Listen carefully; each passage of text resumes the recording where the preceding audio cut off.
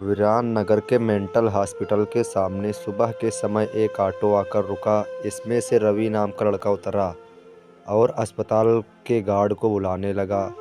कुछ देर तक जब कोई नहीं आया तो रवि खुद ही गेट खोलकर अंदर जाने लगा। जैसे ही रवि ने गेट खोला, एक आदमी ने उससे पूछा कि तुम टीवी ठीक करते हो? रवि ने जवाब दिया, नहीं। यह सुनते ही उस आदमी ने रवि को जोरदार थप्पड़ मारते हुए कहा कि यहाँ से अभी सिर्फ टीवी ठीक करने वाले को ही अंदर आना था। तुम यहाँ क्या कर रहे हो? रवि को कुछ समझ नहीं आ रहा था। थप्पड़ खाने के बाद उसका सिर भी चकराने लगा, लेकिन किसी तरह खुद को संभालते हुए रवि ने कहा कि मैं यहाँ नौकरी के लिए आया हूँ।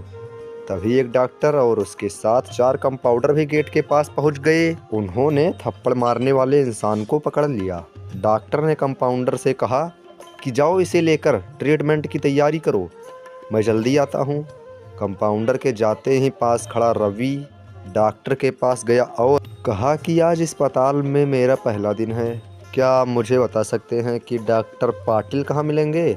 डॉक्टर ने जवाब देते हुए कहा कि मैं ही पाटिल हूँ। तुम यहाँ से सीधे जाकर अपना जॉब लेटर ऑफिस में जमा करो और वहाँ से ड्रेस लेकर बगल के कैबिन में आ जाना। रवि थोड़ी ही देर में कंपाउंडर की वर्दी पहनकर डॉक्टर के कैबिन में पहुँच गया। डॉक्टर ने उसे बताया कि जो तुम्हें अभी गेट में मिला था वो पागल है। पिछले 8 दिनों में वे सभी को टीवी बनाने वाला समझ रहा है। फिर जब उसे पता चलता है कि वो टीवी बनाने वाले नहीं हैं तो गुस्से में थप्पड़ मार देता है।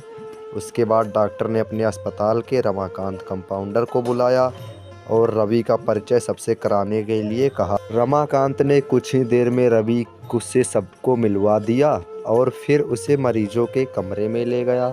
वहाँ हर कोई कुछ न कुछ अजीब हरकत कर रहा था। कोई दिल टूटने वाली शायरी सुना रहा था तो कोई फिल्मी संगीत गाते हुए डायलॉग मार रहा था। सभी मरीजों को दिखाते हुए रमाकांत ने रवि से कहा कि आज के बाद तुम्हें इन सारी चीज़ों को झेलना होगा। इतना कहकर रमाकांत वहाँ से चला गया। तभी रवि को पता चला कि उसकी नाइट ड्यूटी लगी है। दिन के समय आराम करने के बाद रवि रात को मरीजों की देखरेख में जुट गया। ऐसे ही रात के 12 बजे तो सभी का चेहरा डर से पीला पड़ने लगा। हल्ला करने वाले मरीज भी चुपचाप से एक कोने में बैठ गए। यह सब देखकर रवि को बड़ा अजीब लगा। उस दिन नाइट ड्यूटी में मौजूद डॉक्टर से रवि ने पूछा कि आखिर ये सब हो क्या रहा है? सब लोग ना क्यों डर रहे हैं? डॉक्टर ने जवाब दिया, इस अस्पताल में रात 12 बजे के बाद भूत घूमते हैं। वो सारे भूत इसी अस्पताल के पुराने मरीज हैं जिनकी इलाज के दौरान मौत हो गई थी। तुम संभल कर रहना। रवि को भूतों पर विश्वास बिल्कुल भी नहीं होता था। उसने डॉक्टर की बात को हंसी में टाल दिया और अपना काम करने लगा। उसी रात रवि अकेले बाथरूम में जा रहा था। तभी उसे लगा कि कोई उसके पीछे है। मुड़कर देखने पर कोई नहीं था। कुछ देर बाद उसे फिर ऐसा महसूस हुआ। रवि ने सोचा कि भूत की बात उसके दिमाग में घूम रही होगी, इसलिए उसे वहम हो रहा है। बाथरूम करके जब रवि बाहर आ रहा था तो उसे शीशे में लिखा हुआ दिखा कि आज तुम पागल हो जाओगे। रवि को लगा कि कोई उसके साथ मजाक कर रहा है, इसलिए उसने इस बात पर गौर नहीं किया और अपने काम पर लग गया। कुछ देर बाद रवि को एक तेज चीख सुनाई दी। वो दौड़ते हुए आवाज़ की ओर गया। जैसे ही रवि वहां पहुंचा तो एक पागल ने दरवाज़ा अंदर से बंद कर दिया। किसी तरह से रवि से उसे दरवाजे को खुलवाया।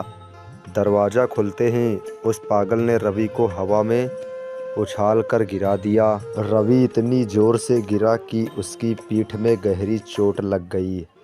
तभी एक ज़ोर की हंसी रवि को सुनाई दी। वही पागल हंसते हुए बोला कि मैंने कहा था ना कि आज तू पागल हो जाएगा। रवि ने गुस्से में झल्लाते हुए कहा, पागल आदमी, तूने ये क्या किया? रुक, तुझे अभी बिजली का झटका देता हूँ। पागल ने जवाब दिया, अस्पताल में मिलने वाली बिजली के झटके से ही तो मेरी मौत हुई थी। अब तू क्या मुझे कोई शौक देगा? अब मुझे इनका डर नहीं। इतना कहते ही उस पागल भूत ने रवि को एक हाथ से पकड़ा और दूसरा हाथ स्विच बोर्ड में डाल दिया।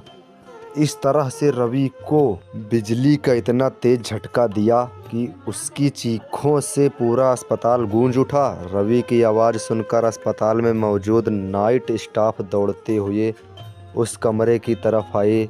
सबको वहां रवि बेहोश हालत में मिला। तुरंत रवि को मरीजों के बेड पर लेटाया। उसी दिन से रवि की दिमागी हालत खराब है। अब रवि अपने आप को उस अस्पताल का डॉक्टर समझता है। अपनी पागल स्थिति और डॉक्टर बनने के वहम के चलते रवि ने ब्लेड से अब तक कई लोगों का पेट काट दिया है। हर रात उस भूतिया अस्पताल से रवि की तरह ही चीखने की आवाज़ आती है और किसी न किसी को वो भूत रवि की तरह ही पटक देता है। ये चीखने की आवाज़ हमेशा उसी समय आती है जब रवि को बिजली के झटके दिए जाते हैं।